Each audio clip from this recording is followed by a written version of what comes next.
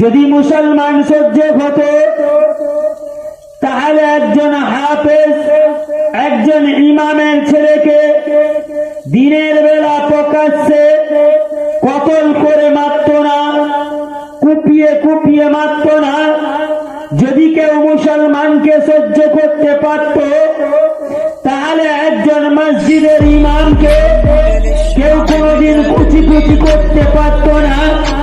যদি কেউ মুসলমানকে সহ্য করতে পারত আপনার এই 24 পরগনায় একজন হাফেজ ছেলেকে ট্রেন থেকে ফেলে ফেলে দিল না। যদি কেউ মুসলমানকে সহ্য করতে পারত এই মুসলমানের গায়ে কেউ হাত দিতে পারত না। আসল কথা ওটা নয়, আমরা মুসলমান খোলা কেবলমাত্র 2 কিলো গোস্তের লোভী। আমরা মুসলমান খোলা কেবলমাত্র একটা ইন্দ্রা বিকাশের লোভী। আমরা মুসলমান খোলা ভাই ভাইকে কতল করার জন্য তৈয়ার। আমরা মুসলমান খোলা ভাইয়ের হকটা কিভাবে মারতে হয় সে নিয়ে আমরা মুসলমান তৈয়ার। আমরা মুসলমান খোলা ভাইয়ের মালটা কি করে আত্মসাৎ করতে হয় সেই নিয়ে আমরা মুসলমান তৈয়ার হয়ে আছি। ঠিক না বলবো? মুসলমান মুসলমানের মিল আছে? কথা বলে আছে? নাই। কারণ এ মুসলমান মুসলমানের বাঁশ দেওয়ার জন্য তৈরি হয়ে আছে। কখন আমি মুসলমানের বাঁশ দিতে পারি। মনে পড়ে গেল হঠাৎ একটা জলসা থেকে আমি যাচ্ছি অপর একটা জলসায়, রাত্রে বেলা গাড়ির লাইট পড়ছে, অনেকটা দূর থেকে আমি দেখতে পাচ্ছি রাস্তার উপরে বেশ 20খানা কুকুর। কত বললাম? 20খানা কুকুর। কথা বুঝবেন, কারণ শেষ সময়। যাই হোক, আপনাদের কয়েকজনকে পেয়েছি, একটু আলোচনা করে বিদায় নেব। লাইট পড়েছে, দূর থেকে দেখছি 20খানা কুকুর রাস্তার উপরে। কিন্তু না, সামনে গেলাম, সামনে যখন গিয়ে দেখি 20টা কুকুর নয়, 10টা কুকুর, 10টা শিয়াল একদিকে মুখোমুখি হয়ে বসে আছে। এবার আমার প্রশ্ন, কুকুর শিয়ালকে দেখলে প্রেম করবে তো? কথা বলে কি করবে গো? কুকুর যদি শিয়াল দেখে কি করবে? তারা করবে না? জি, তারা করবে তো? হ্যাঁ, কথা বলে। কুকুর শিয়ালকে দেখলে তারা করবে। আশ্চর্যের জিনিস, ওই দিন আমি আমার ডিমাকে ভাবলাম, আমি খুঁজে পেলাম যে কুকুর শিয়াল একদিকে মুখোমুখি হয়ে বসে আছে। আমি ওই দিন ভাবলাম যে দেখো জঙ্গলের পশুরা তারা কি সুন্দর মিল মোহাব্বত করে বসে আছে, আর আমরা মুসলমান মুসলমান হয়ে মিল মোহাব্বত ইত্তেহাদ আমাদের মধ্যে নাই। ঠিক কিনা? জোরে বলে ঠিক কিনা? আমাদের মধ্যে মিল আছে? জি না। আমরা মুসলমান কিসের জাত? কথা বলে, কথা বলে। মুসলমান বাঘের জাত, তাই তো? হ্যাঁ, তাই তো। মুসলমানকে দেখলে গায়ের কম ভয় করতো কিনা? আর এখন মুসলমান গায়ের কমকে দেখলে ভয় করে কিনা? জি হ্যাঁ, কারণ এখন মুসলমান আর বাঘ বাচ্চা নয়, এরা এখন বিড়াল হয়ে গেছে। এরা বিড়াল হয়ে গেছে। আগে আমাদের জামানায়, আমাদের সময় কবি কবিতা লিখেছিল। কি কবিতা? আমাদের দেশে হবে সেই ছেলে কবে। পড়েছেন? আমাদের দেশে হবে সেই ছেলে কবে, কথাই না বড় হয়ে বলেন কাজে বড় হবে। এটা ছিল কবিতা। এখন একটু ঘুরিয়ে দেয়, ঘুরিয়ে দিয়ে বলুন, আমাদের দেশে হবে সেই ছেলে কবে, কথাই না বড় হয়ে ইন্দ্রা বিকাশটা ঝেড়ে খাবে, ঠিক না বল? আমাদের দেশে হবে সেই ছেলে কবে কথাই না বড় হয়ে জব কার্ডের টাকা ঝেড়ে খাবে।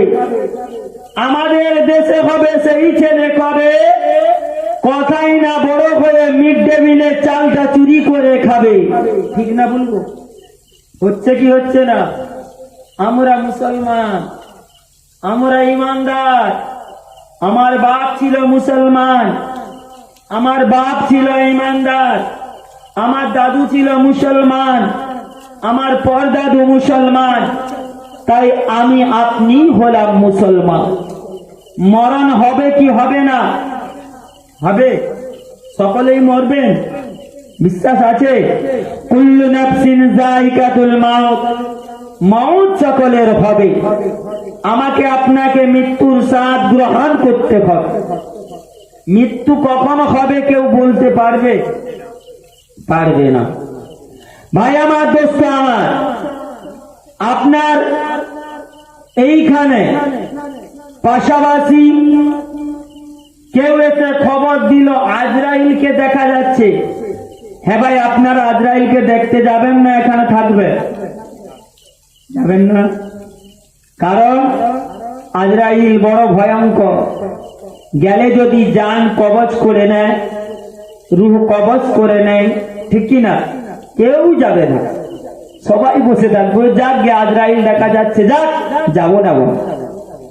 কারণ যে আজরাইল বাচ্চাকে এতিম করে, যে আজরাইল বিবিকে বিধবা করে, যে আজরাইল বাচ্চার কাছ থেকে মাকে কেড়ে নেয়, সেই আজরাইল, ওই আজরাইলকে আমার আপনার নবী, বিশ্ব নবী, হায়াতুন নবী, জিন্দা নবী, নবী মুহাম্মদুর রাসূলুল্লাহ সকলে বলেন না সাল্লাল্লাহু আলাইহি ওয়াসাল্লাম। হুজুর আমার 1 তারিখে জিজ্ঞাসা করে, বাবা আজরাইল, এ ভাই আজরাইল, তুমি কি করো?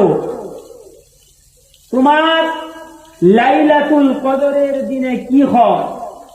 আজরাইল আলাইহিস সালাম বলে, আজকের দিনে আমি কিছু করি না, কারণ আমার আজকের দিনটা আল্লাহ পাক তার বান্দা বান্দীদের জন্য বড় নিয়ামতপূর্ণ দিন করেছে, যে দিনে তার বান্দা বান্দী ভাগ্যটা নিযুক্ত করে। সেই মালিকুল মাউত আজরাইল আলাইহিস সালাম 1 তারিখ আল্লাহ পাক জিবরাইলকে বলে পাঠালেন, এ আমার ফারিস্তা জিবরাইল, চলে যাও আমার নবী ইদ্রিস আলাইহিস সালামের কাছে। কার কাছে? নবী ইদ্রিসের কাছে। গিয়ে নবী ইদ্রিসকে জানিয়ে দাও, আজ থেকে নবী ইদ্রিস যা কাজ করবে আমি আল্লাহ ওকে ডবল করে নেকি দেব। কত?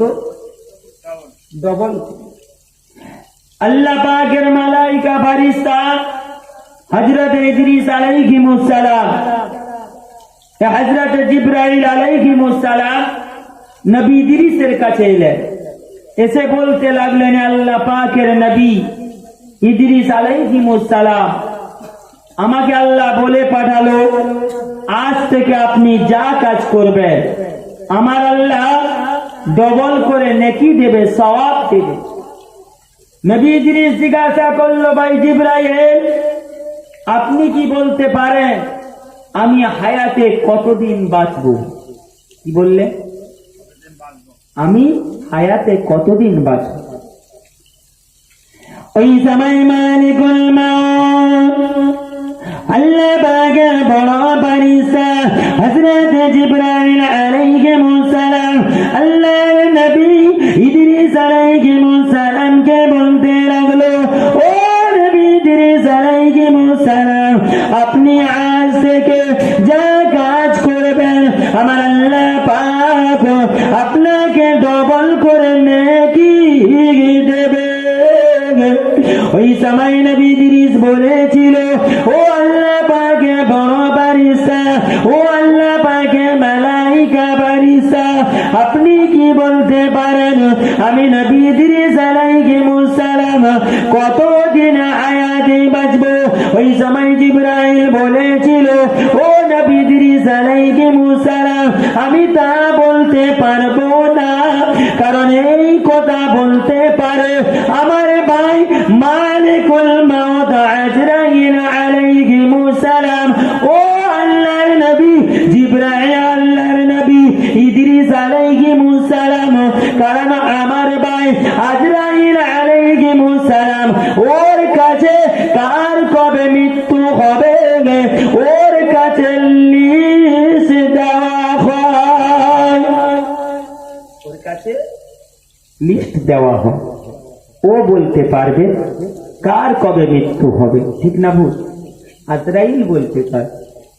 ওই সময় নবী ইদ্রিস জিজ্ঞাসা করে, ও আল্লাহ পাকের ফেরেশতা হযরত জিবরাইল আলাইহিস সালাম আমি তোমার ভাই আজরাইলকে কোথায় পাবো ভাই? ওই সময় জিবরাইল বলেছিল, ও আল্লাহ পাকের নবী ইদ্রিস আলাইহিস সালাম আমার ভাই আজরাইলকে আপনি পেয়ে যাবেন চতুর্থ আসমানে ওর হেড অফিসে।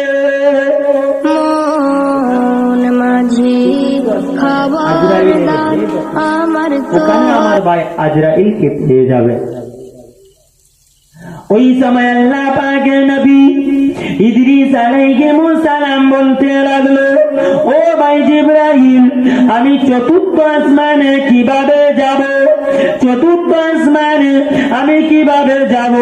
ও ভাই জিবরাইল। ওই সময় জিবরাইল বলেছিল, ও আল্লাহ পাকের নবী হযরত ইদ্রিস আলাইহিস সালাম আমি আল্লাহর নবী, ও আমার আল্লাহর নবী ইদ্রিস আলাইহিস সালাম আমি আল্লাহ পাকের ফেরেশতা জিবরাইল, আল্লাহ আমাকে 70,000 ডানা দিয়েছে, আপনি আমার ডানার উপরে বসেন, আমি আপনাকে উড়ে উড়ে উড়ে উড়ে নিয়ে আল্লাহ পাকের চতুর্থ আসমানে আজরাইলের হেড অফিসে নিয়ে যাব। আল্লাহ নবী ইদ্রিস আলাইহিস সালাম জিবরাইলের ডানার মধ্যে বসলেন, উড়ে উড়ে উড়ে উড়ে চতুর্থ আসমানে পৌঁছে গেলেন নবী জিবরাইল। ওই সময় জিবরাইল বলেছিল, ও নবী ইদ্রিস এবার আপনি নামেন, এবার আপনি নামেন। নবী ইদ্রিস বলেছিল, ভাই জিবরাইল কোথায় নিয়ে এলে? বলে কেন? চতুর্থ আসমানে আল্লাহ আজরাইলের হেড অফিসের পিছন, আপনি এখানে দাঁড়ান, আমি আজরাইলের হেড অফিসে ঢুকি, আজরাইলের সঙ্গে কথা বলি, আজরাইল যদি হুকুম দেয় ইজাজত দেয় তবে আপনাকে নিয়ে আমি তার কাছে যাব। আপনি কোন নেতার কাছে দেখা করতে যাচ্ছেন, কোন মন্ত্রীর সঙ্গে দেখা করবে, আগে তার পারমিশন নিতে হয়, হয় না? তার গার্ডিয়ানের পারমিশন, তার বডিগার্ডের পারমিশন, তার সঙ্গে দেখা করার জন্য পারমিশন নিয়ে আপনাকে ঢুকতে হয়, ঠিক কিনা? এই সময় এই ফজরের রক্তে আল্লাহর কাছে দোয়া পৌঁছানোর জন্য কোনো পারমিশনের প্রয়োজন হয় না। এই দোয়া আল্লাহ পাকের কাছে সরাসরি পৌঁছে দেওয়া হয়, জুড়ে বলেন। তাই ফজরের রক্তে এখনো যিনারা ঘুমিয়ে আছেন চলে আসে, আখেরি দোয়াটুকু নিয়ে যান, কারণ আপনি সারা রাত জেগে ইবাদত করলেন, আপনি সারা রাত জেগে আপনি ইবাদত করলেন, শেষ দোয়া নিয়ে বাড়ি যাবেন। যে কথা বলছিলাম যে নবী ইদ্রিস আলাইহিস সালাম আজরাইলের হেড অফিসে রাখলেন, পিছনে রেখে দিয়ে নবী ইদ্রিসকে জিবরাইল চলে গেল আজরাইলের হেড অফিসে। যা আজরাইলের হেড অফিসে ঢুকে গেছে, আজরাইল চমকে গেলেন, ভাই জিবরাইল তুমি হঠাৎ আমার হেড অফিসে কেন? না বলে না কয়ে হঠাৎ আমার হেড অফিসে ঢুকে গেলে কেন? কি দরকার ভাই জিবরাইল? ওই সময় জিবরাইল বলেছিল, ভাই আজরাইল আমাকে আল্লাহ পাক পাঠিয়েছিল পৃথিবীর জমিনে নবী ইদ্রিস আলাইহিস সালামের কাছে, নবী ইদ্রিসকে বলেছিল, নবী ইদ্রিস আজ থেকে যা কাজ করবে আমার আল্লাহ ওকে ডবল করে সওয়াব দেবে। তাই আমি এই কথাটা নবী ইদ্রিসকে দেওয়ার জন্য গেলাম। নবী ইদ্রিস আমাকে জিজ্ঞাসা করলো আমি কতদিন বাঁচবো। আমি ওকে বললাম এ কথা আমি বলতে পারবো না, কারণ এ কথা বলতে পারবে একমাত্র আমার ভাই আজরাইল আলাইহিমুস সালাম। তাই নবী ইদ্রিস আলাইহিমুস সালাম আমাকে বলল তাহলে আমি আজরাইলকে কোথায় পাবো।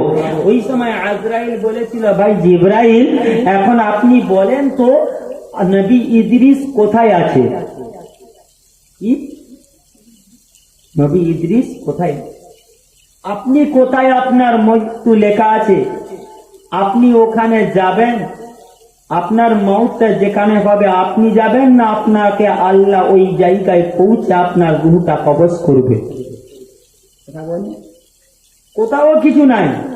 হঠাৎ মোটরসাইকেল নিয়ে বেরিয়ে গেল, বেরিয়ে যাওয়ার কিছুক্ষণ পরে খবর এলো যে অ্যাক্সিডেন্ট করে দুনিয়া ছেড়ে পর্দা নিয়েছে। ঠিক কিনা? আমরা বলি ও গেছিল কেন, ওকে তো বাধা দিলাম, যদি না যেত মৃত্যু হতো না, বলি কিনা?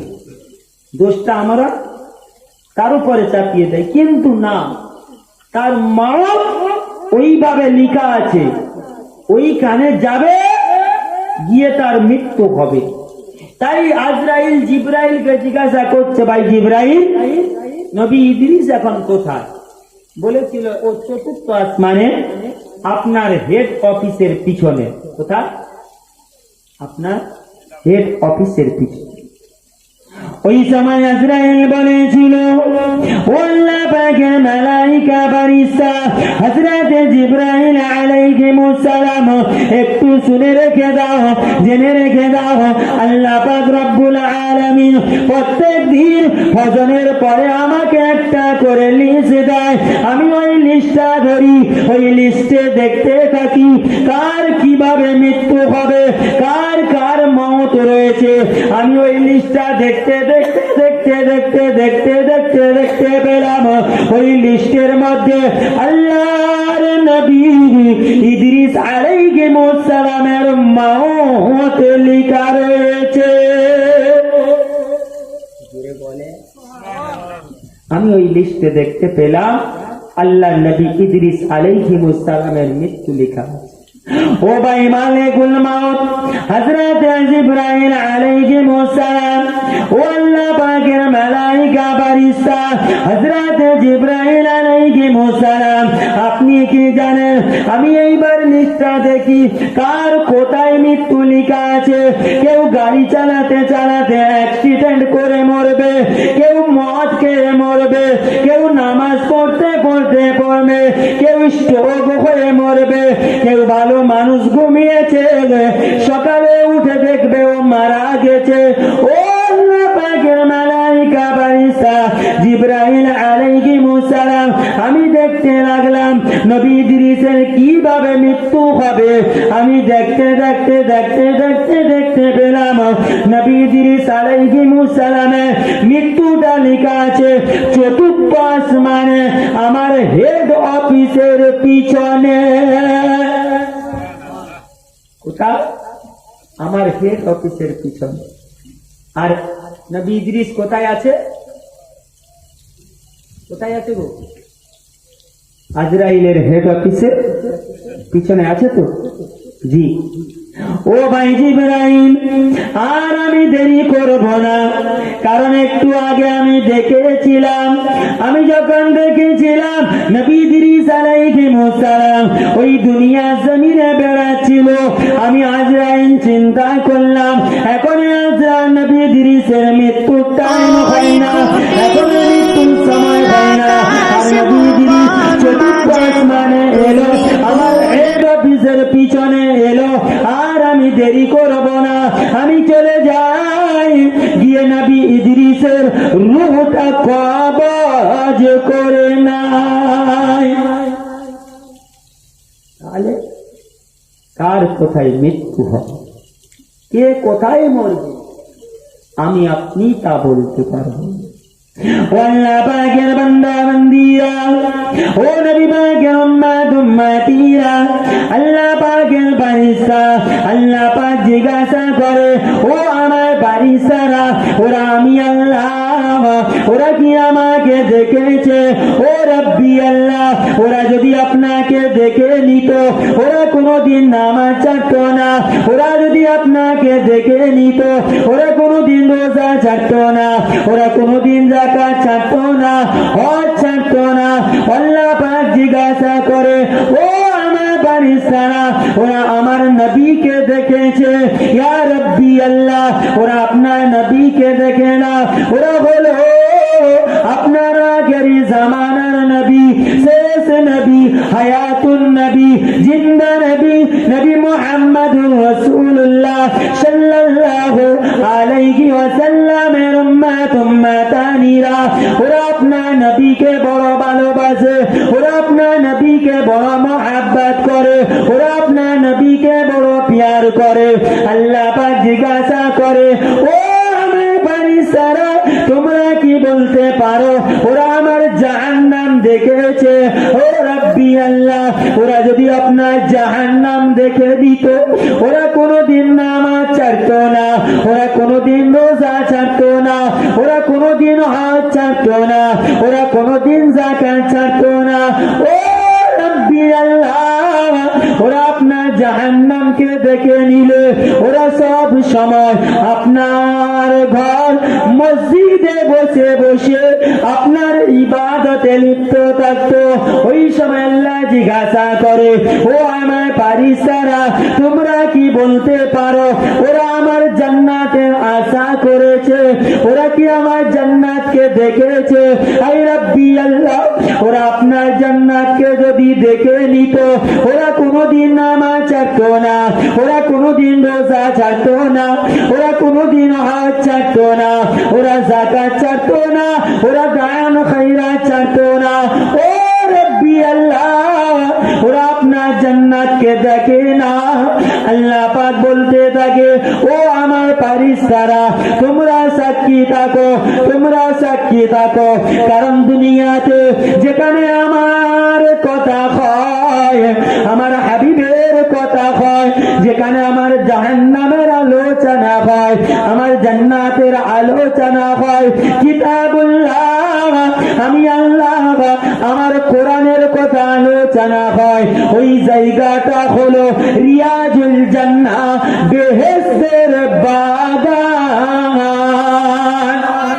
ও আমার ফারিস্তারা তোমরা সাক্ষী থেকে যাও, আজকের দিনে ওই আমার বেহেশতের বাগানে যারা বসে গেছে, যারা বসে থাকলো, আখেরি দোয়াটা যারা করলো, শেষ দোয়াটা যারা করলো, ও আমার ফারিস্তারা তোমরা সাক্ষী থাকো, আমি আল্লাহ পাক ওদের জিন্দেগির তামাম গুনাহকে মাফ করে ওদেরকে নাজাত করে দিলাম। আরো জোরে বল, আখেরি দোয়া আমি আপনি করলাম এই জান্নাতের বাগানে বসে। অল্প কয়েকজন ব্যক্তি আছি তা নয়, এই মজলিসে আল্লাহ অগণিত মালাইকা ফারিস্তা, অপরবার ফারিস্তা ওরা মদিনা শরীফে চলে যাবে। মদিনা শরীফে সবুজ গম্বুজের নিচে, কোথায় মদিনায় কি হয় গো তা বলে? আপনি হজ পাকে গেলেন, হজ করতে গেলেন, হজের যা নিয়ম কানুন আছে সব মক্কায়, মদিনায় হজের কোনো নিয়ম কানুন নাই। মদিনায় হজের কোনো কানুন নাই। আপনি মক্কায় কাবা পাবেন, মক্কায় হাজরে আসওয়াদ পাথর পাবেন, মক্কায় মাকামে ইব্রাহিম, মক্কায় সাফা মারওয়া, মক্কায় মিনা মুস্তালিফা, মক্কায় আপনি মাকামে ইব্রাহিম, মক্কায় হজের নিয়ম কানুন শেষ। মদিনায় হাজি সাহেবরা কি করতে যায়? কথা বলে বলে আমার নবী পাকে রওজা শরীফটা জিয়ারত করতে। কারণ আল্লাহ নবী বলে, আল্লাহ হাবিব বলে, যারা আমার রওজাতে এলো, যারা আমার রওজাতে এসে আমাকে সালাম দিল তারা আমি রাসূলুল্লাহ তাদের সালামের জবাব দিয়ে থাকি। যারা আমার রওজাতে এলো, আমি রাসূল আমাকে সালাম দিল, আমি রাসূলুল্লাহ সালামের জবাব দিয়ে থাকি। কোন মদিনা শরীফ, যে মদিনা শরীফে বিশ্ব নবী আওয়াজে রয়েছে, ওই মদিনা শরীফে মদিনার মসজিদুন নববী শরীফে মেম্বার শরীফ থেকে নিয়ে আমার নবী পাকের রওজা মুকদ্দাস পর্যন্ত মাঝখানে যে জায়গা, ওই জায়গাটা হলো রিয়াজুল জান্নাহ, বেহেশতের বাগান। ওই জায়গায় যদি কেউ বসে থাকে, আল্লাহ পাক বলে ওই জায়গাতে বসে থাকলো সে যেন আমার জান্নাতে বসে থাকলো। ওই জায়গাতে যদি কেউ ঘুমিয়ে থাকে সে যেন আমার জান্নাতে ঘুমিয়ে থাকলো। ওই জায়গাতে যদি কেউ বসে থাকে, ওই জায়গাতে যদি কেউ ইন্তেকাল করে যায়, আল্লাহ পাক জিন্দেগি তার সমস্ত গুনাহ মাফ করে বিনা হিসাবে তাকে জান্নাতি করে দেয়। এই জায়গাটা এমন একটা নিয়ামতে আমরা সেই নবীর উম্মত, আমরা সেই রাসূলের উম্মত, সেই নবীর মাহফিলে বসে আছেন কে আছেন? একজন বান্দা, একজন নবী পাকের উম্মত। হাতটা তুলে বলতে পারো যে আমার নবী পাকের সঙ্গে আমার দিদার নসিব হয়েছে। নবীর উম্মত, রাসূলের উম্মত, সেই নবীর দিদার নসিব হতে পারে। ও ভাইজানেরা, ও আমার নবী পাকের উম্মতিরা, ও আমার রাসূলের আশিকেরা, ও নবী পাকের দিবানা মানুষেরা, কান্দা গানা করে শোনে, ও আল্লাহ পাকের বান্দা বান্দিরা, হাজী সাহেবগণ, ওরা লক্ষ লক্ষ টাকা খরচ করে মদিনা শরীফে যায়। একজন হাজী সাহেব কি বলতে পারবে যে আমি মদিনা শরীফে গিয়ে আল্লাহ রাসূলের মাজারটা জিয়ারত করে আমার নসিবে আল্লাহ রাসূলের দিদার নসিব হয়েছে? পারবে? লক্ষ টাকা খরচ করে তোরা শুনতে পার।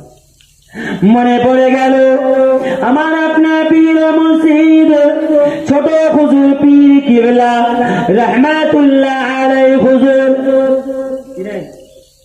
ফুরফুরা ছোট হুজুর কে চিনেন? জি, তো কথা বলে চিনেন? ফুরফুরা শরীফ জানেন তো? জি, আমরা কোন সিলসিলার মুরিদ? সিলসিলায় ফুরফুরা শরীফ। আমরা ফুরফুরা শরীফের মুরিদ মুকাদ্দার, তাই তো? জি না, ফুরফুরা কোন সিলসিলা হয় না, ফুরফুরা কোন সিলসিলা নয়। ফুরফুরা একটা গ্রামের জায়গার নাম। জায়গা গ্রামের কোন সিলসিলা হয় না। তাহলে আমরা কোন সিলসিলার মুরিদ? আমরা হলাম আহলে সুন্নাতুল জামাআত পীর আবু বকর সিদ্দিক দাদা হুজুরের সিলসিলার মুরিদ। ঠিক কিনা বলুন? তাই আগে নিজের এটা দেখেন, মজবুত করেন, আকীদাটা মজবুত করেন। সেই ফুরফুরা শরীফের ছোট হুজুর পীর কিবলা রাহমাতুল্লাহ আলাইহি হুজুরের কথাটা মনে পড়ে যায়। কোন কথা বাপ শুনে রেখে দাও, জেনে রেখে দাও। 5 জন হাজী সাহেব হজ করে আল্লাহর কাবা বাইতুল্লাহ তওয়াফ করে মাকামে ইব্রাহিমে নামাজ আদায় করে সাফা মারওয়া সাইন করে মিনা মুজদালিফায় গিয়ে আল্লাহ পাকের কাবা তওয়াফ করে হাজরে আসওয়াদ পাথরে চুমু দিলেন। মদিনা শরীফে গেলেন, আমার নবী পাকের মাজারটা জিয়ারত করলেন। মদিনা শরীফে গেলেন, আমার নবী পাকের মাজার জিয়ারত করে 5 জন হাজী সাহেব ওরা আমার আপনার পীর পুরপুরার পীর ছোট হুজুর পীর কিবলা রাহমাতুল্লাহ আলাইহি হুজুরের দরবারে আসছেন। হুজুর আমার 5 জন হাজী সাহেবকে দেখে মুচকি মুচকি হাসতে লেগেছে। 5 জন হাজী সাহেবকে দেখে হুজুর হাসছে। 5 জন হাজী সাহেব গিয়ে হুজুরকে বলতে লাগলেন, হুজুর বেয়াদবি মাফ করুন, বেয়াদবি ক্ষমা করুন, আমাদের টাইম ছিল না হুজুর, তাই আমরা আপনার সঙ্গে দেখা করে হজে যেতে পারিনি হুজুর। আমরা আপনার মুরিদ, আপনার সঙ্গে না দেখা করে হজে চলে গেছি হুজুর, বেয়াদবি নেবেন না, বেয়াদবি মাফ করে। ওই সময় আমার আপনার পীর ছোট হুজুর পীর কেবলা রাহমাতুল্লাহ আলাইহি আশিকে রাসূল ছিলেন। ফানা বিল্লাহ ফানা বিসায় ছোট হুজুর পীর কেবলা আশিকে রাসূল ছিলেন। হুজুর আমার 5 জন হাজী সাহেবকে তানবীহ করলেন, ও বাবা হাজী সাহেব, ও সব কথা ছাড়ো বাবা, বলো তো বাবা মক্কা শরীফে গিয়ে কি করেছো? 5 জন হাজী সাহেবের সঙ্গে বলতে লেগেছে, ও আমার আপনার পীর ছোট হুজুর পীর কেবলা রাহমাতুল্লাহ আলাইহি হুজুর, আমরা 5 জন হাজী সাহেব প্লেনে উঠলাম। প্লেনে উঠে আল্লাহর কাবার জন্য রওনা দিলাম।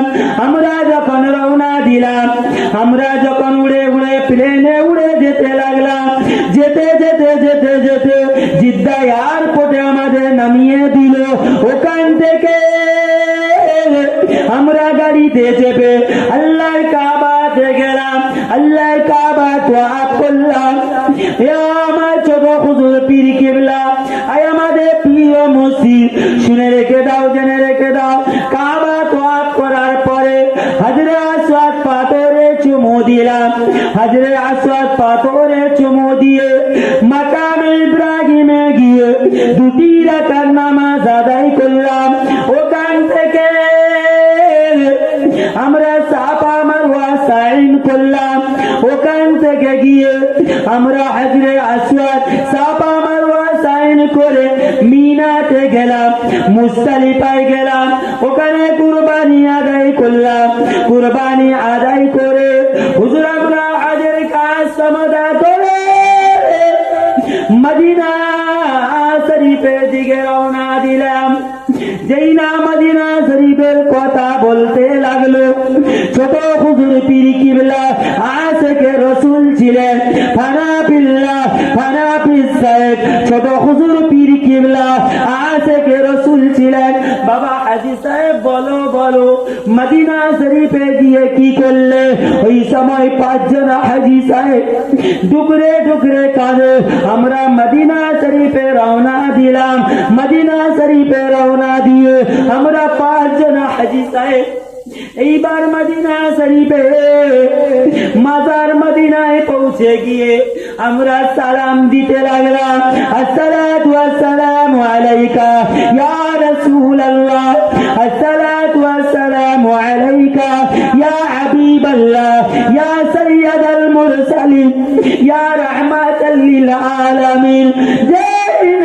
এই কথা ছোট হুজুর শুনেছে, চিৎকার করে ইয়া রাসূলুল্লাহ ইয়া রাসূলুল্লাহ ইয়া রাসূলুল্লাহ করে চিৎ মেরে উঠেছেন। সঙ্গে সঙ্গে للأرض مداد قدم أنت فكم عبرت عني